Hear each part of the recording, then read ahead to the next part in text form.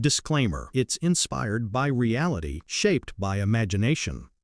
What happens when a royal-level celebrity walks onto a comedy talk show expecting light banter, only to be dragged into a political firestorm she never asked for?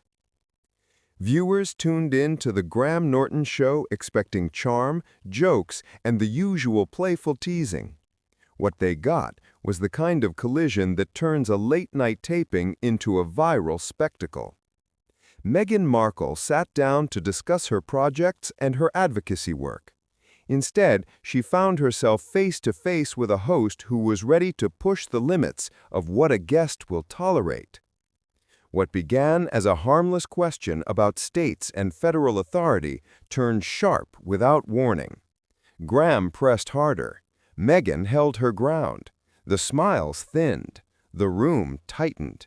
And the audience watched a debate on immigration turn personal in a matter of seconds. By the moment Graham delivered his most pointed jab, the tone had shifted from witty to hostile. Meghan stopped indulging the humor. Graham stopped pretending it was just conversation. The tension snapped in full view of the studio. This wasn't entertainment. It was an on-air showdown that left the crowd whispering the same question as the cameras kept rolling. How did a routine interview combust so fast? The lights of the Graham Norton Show glimmered over the audience, a sea of faces buzzing with anticipation. Meghan Markle entered the studio with her usual composed grace, waving to fans and smiling warmly.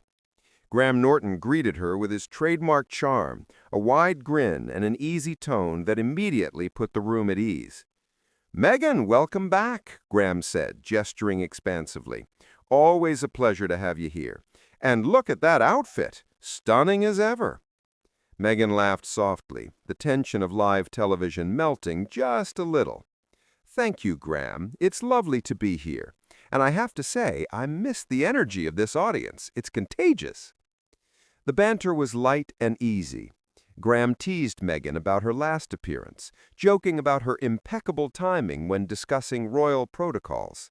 Meghan countered with a playful quip about how she now prefers to stick to projects that don't involve tiaras or palace gossip. The audience chuckled appreciatively, applauding their friendly rapport. Sarah, one of the co-hosts present for the taping, leaned in with a smile. "We love seeing you here, Meghan. How's everything with your initiatives lately?" Meghan's eyes brightened. "It's been busy but incredibly rewarding. I've been focusing on community engagement and working with organizations supporting immigration awareness. It's challenging work, but seeing real families get help, it's worth every minute." Graham nodded, genuinely interested. "I know you've spent time abroad advocating for these causes. Any memorable moments you can share with us?" Meghan leaned forward slightly, her tone warm but sincere. "Absolutely. Visiting communities where immigration policies affect daily life, I've met families who are determined, hopeful, and yet constantly anxious. They want safety, opportunity, and fairness. It's eye-opening and humbling. These are real people, not just numbers or headlines." The audience responded with murmurs of appreciation, some nodding along to her words. Even Graham leaned in, visibly impressed. "That's incredible. And it's good to remind people there are human stories behind these big debates." The conversation then drifted to lighter topics. Graham asked about Meghan's latest projects, books, and charitable work. They laughed at a few playful anecdotes, her attempts at baking for her family, a misadventure with a dog-walking service, and even a cheeky story about dodging paparazzi in London. The audience laughed, the tension in the room easing further. Yet beneath the laughter, the subtle threads of tension began to form. Graham's curiosity about immigration law lingered in his questions, carefully balanced between humor and probing. Meghan's answers were measured but pointed, always bringing the focus back to the people affected by policy decisions. "What do you think about states having more say in immigration decisions? Graham asked casually, sipping his coffee. The question was framed lightly, a soft segue into a topic Meghan cared deeply about. Meghan paused, considering her words. I think there needs to be balance. Communities know their needs best, but overarching policies are important too. It's about creating a system that protects and serves people, not just enforcing authority for authority's sake. Graham smiled, leaning back slightly. Ah, diplomacy at its finest. The audience applauded politely, unaware that this friendly surface conversation was merely the calm before a storm. Meghan's composure remained flawless, Graham's humor unshaken, but both were now approaching the point where playful dialogue would soon collide with heated debate. As the segment drew to a close, Graham made one final light-hearted comment about Meghan's royal experiences and the intense media scrutiny she faced. Meghan chuckled, giving a gracious shrug. It certainly keeps life interesting, she said. The laughter faded, leaving a charged silence, a quiet, almost imperceptible tension in the air. Both Graham and Meghan knew the next topic, carefully introduced by a seemingly innocent segue into state versus federal power, could quickly shift the friendly banter into something much more combustible. And that shift, the audience would soon discover, was about to happen faster than anyone could have anticipated. The lights dimmed slightly as the conversation pivoted. Graham, still smiling, leaned forward with a glint in his eye that suggested mischief or perhaps a deliberate challenge. So, Meghan, he began, stirring his tea lightly, let's talk a bit more about this idea of states potentially overriding federal immigration laws. You've spoken passionately about protecting communities, but some argue that giving states too much power risks chaos. What do you say to that? The audience leaned in, sensing the calm of the friendly segment beginning to fray. Meghan's posture remained poised, her voice steady. I think it's about balance, Graham. States have a responsibility to respond to their community's needs, but it should always be within the framework of federal law. The goal is to protect people, not create confusion. Graham's smile didn't falter, but the tone of his voice sharpened subtly. Fair enough. But critics would say that you've spent so much time advocating in high-profile spaces, royal engagements, global panels, that your perspective is, how should I put it, somewhat removed from the practical implications. Are we getting an idealistic view rather than a realistic one? A ripple of murmurs spread through the audience. Meghan's jaw tightened fractionally, the first visible sign of tension. With all due respect, Graham, the people I've met and worked with are living, breathing examples of these challenges. My work isn't theoretical. It's grounded in real human experiences. Graham tilted his head, not missing a beat. Sure, but some would argue that federal law exists to maintain consistency across the nation. If every state interprets immigration rules differently, doesn't that undermine the system? Meghan's tone remained calm, but a subtle firmness had entered her voice. It's not about undermining the system. It's about ensuring that laws serve the people they're meant to protect. Blind adherence to a one-size-fits-all approach can harm families who need tailored solutions. The audience responded audibly, some murmurs of agreement, some of skeptical hmms. Graham's eyes sparkled with challenge, sensing the tension rising. Interesting. But don't you think there's a danger of inconsistency turning into unfairness? One state's compassionate policies might conflict with another's stricter rules, creating loopholes or even encouraging illegal activity. Meghan's response was sharp but measured. The risk is real, Graham, but the alternative, forcing communities to follow policies that don't account for their realities, is far worse. Policies should be human-centered, not just rule-centered. Graham leaned back, a slight smirk appearing. Human-centered, yes, but some might call it selective activism. You advocate where it fits the narrative, but aren't responsible for consequences nationwide. How do you reconcile that? The audience shifted in their seats. A few gasps echoed softly. Meghan's eyes narrowed slightly, a fire beginning to show behind her composed exterior. That's a mischaracterization. Advocacy doesn't mean shirking responsibility. It means amplifying voices that otherwise wouldn't be heard. If speaking out helps prevent harm, it's not selective, it's necessary.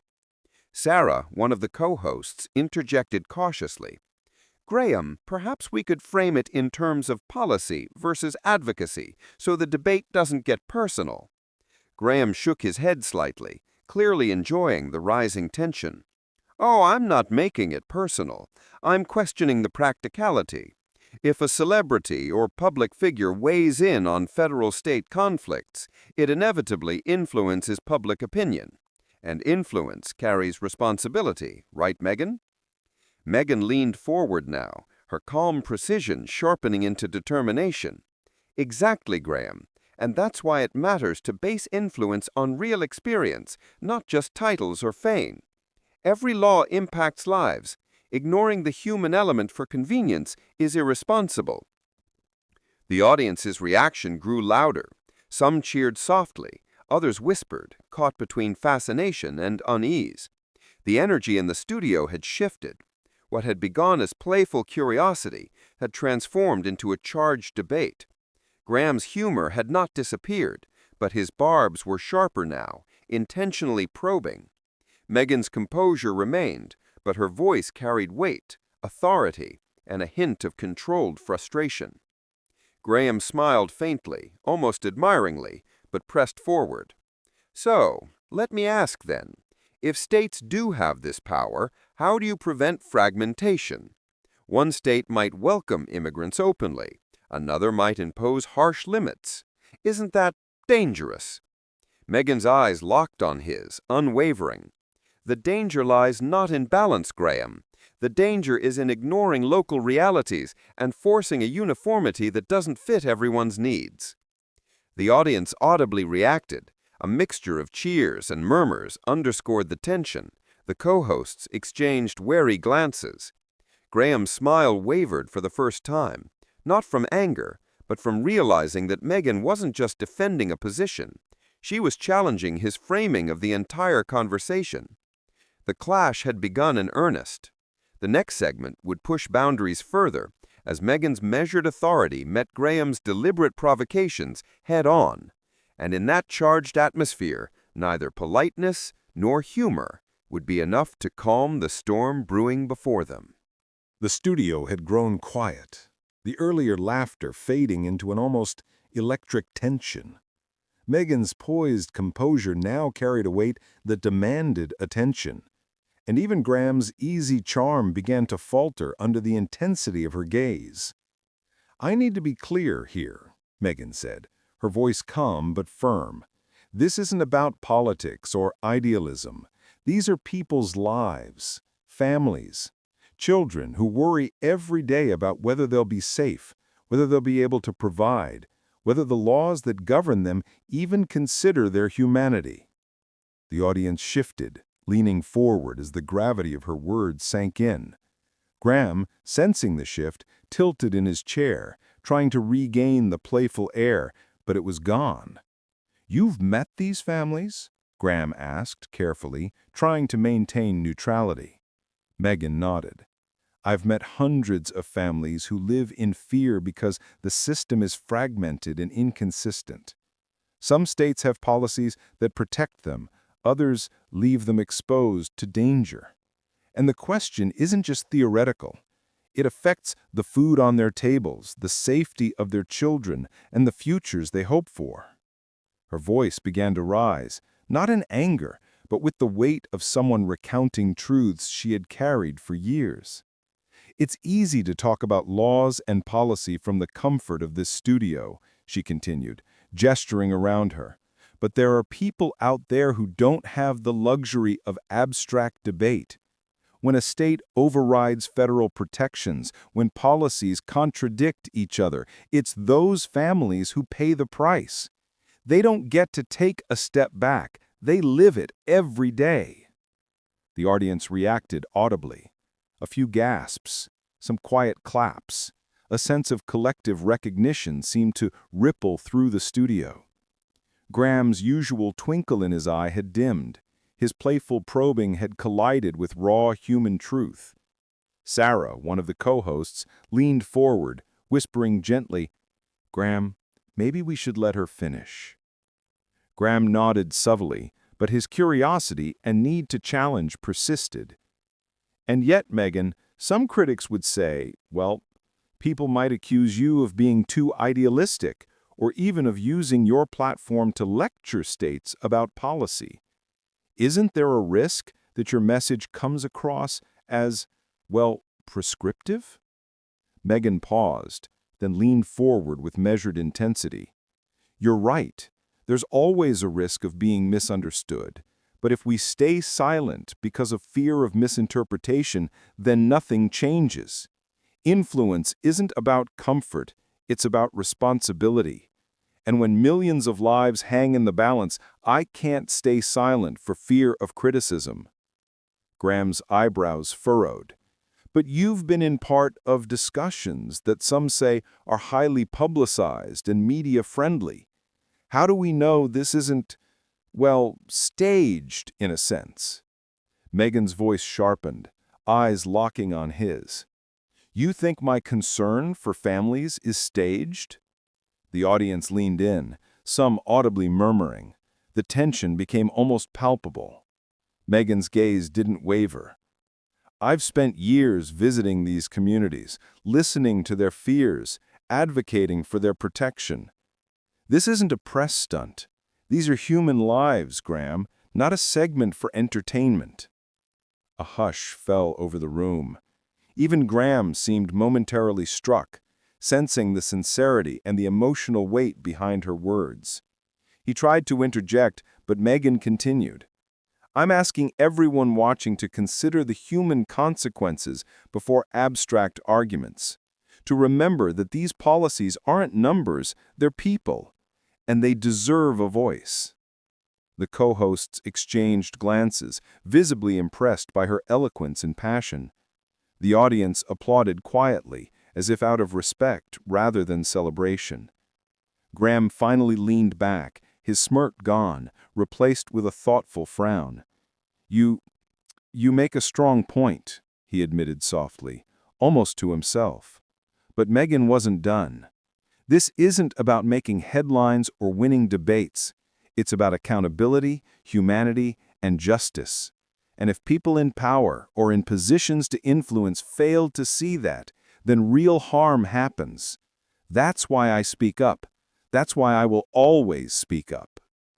The room was silent for a long moment. Meghan's words had landed like a hammer strike. The emotional resonance in her voice, the visible sincerity, and the undeniable weight of the stories she carried had shifted the dynamic entirely. Graham exhaled, visibly recalibrating. The tension in the studio was thick, almost unbearable. The audience sat in stunned silence, recognizing they had witnessed more than a debate. They had witnessed a reckoning. It was clear the friendly banter of earlier segments had vanished. The clash was no longer about policy abstraction. It had become personal, raw, and intensely human. The next moments would push the interaction to its absolute limits, testing both Meghan's patience and Graham's composure. The breaking point was looming, and everyone in the room felt it. The studio air was electric, charged with the tension that only comes when a polite debate tips into confrontation. Graham Norton, usually master of the stage, now leaned forward with a subtle edge in his tone, one that betrayed both curiosity and challenge. "Meghan," he began, his voice still measured but sharper than before, "you speak passionately about protecting families, but some critics would argue that giving states the power to override federal laws opens doors for chaos. Isn't there a danger that your ideals, noble as they may be, could actually night things worse?" Meghan's eyes narrowed slightly, but her posture remained composed. "The danger," she replied evenly, "comes from ignoring the realities of people living under laws that don't account for their safety or dignity. The choice isn't between chaos and order. It's between protecting human lives and ignoring them for the sake of rigid bureaucracy." Graham's smirk returned, but it was less playful this time. "So, you're saying federal authority should just step aside whenever a state thinks it knows best?" "Not at all," Meghan said, leaning forward, her voice steady but cutting. "Federal law should guide, yes, but it cannot blind itself to the consequences in local communities. To pretend otherwise is to favor abstract policy over people's lives." A murmur ran through the audience. Co-hosts exchanged uneasy glances. Even the usually composed Graham appeared momentarily thrown. He adjusted his glasses and pressed further. "And yet, Meghan, critics might say you wield your influence selectively. You've spoken internationally. You've appeared at high-profile events. How do we know your advocacy isn't about visibility as much as impact?" Meghan's expression hardened, a controlled intensity overtaking her usual warmth. "Visibility without responsibility is worthless, and I am accountable for every statement, every initiative, and every voice I amplify. This isn't about media presence, it's about consequences." The audience shifted in their seats, some gasps, some whispering. Graham's tone rose slightly, a mixture of disbelief and insistence. "Consequences, yes, but what about the unintended ones? Policies shifted too quickly by public pressure can backfire. Don't you worry about that?" Meghan's voice gained authority. "Of course I do, but inaction has consequences too. Every moment we delay action, families remain at risk. The choice is not comfort versus challenge, it is responsibility versus neglect. And I refuse to remain silent while people suffer because it's inconvenient or uncomfortable to speak up." The tension had escalated to the point where the audience felt the room holding its breath. Graham, sensing the friction, tried one last jab, his voice tinged with frustration.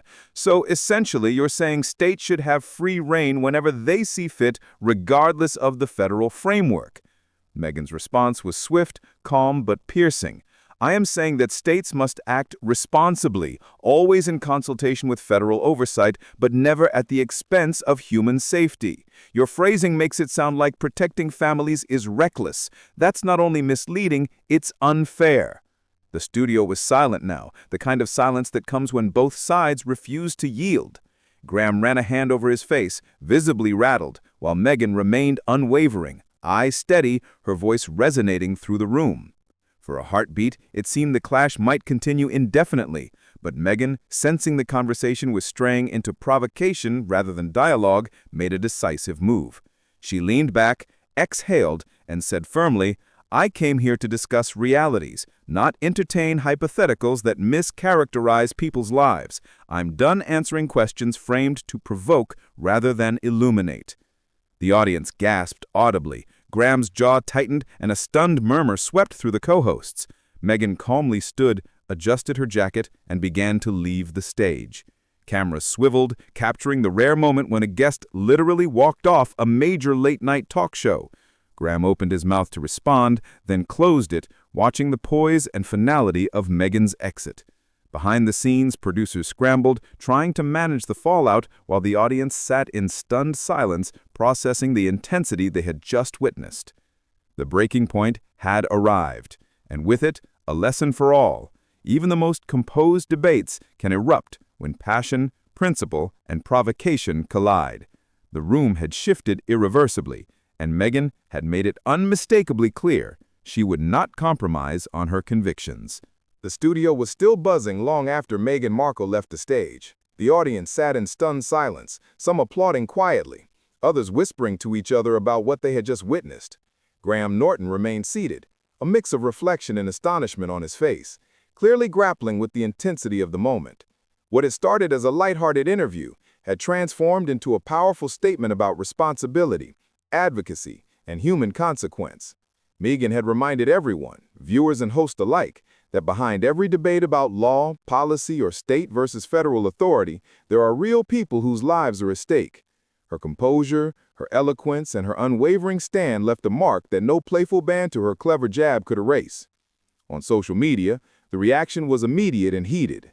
Clips of Meghan's piercing statements and her calm yet resolute walk-off began trending worldwide.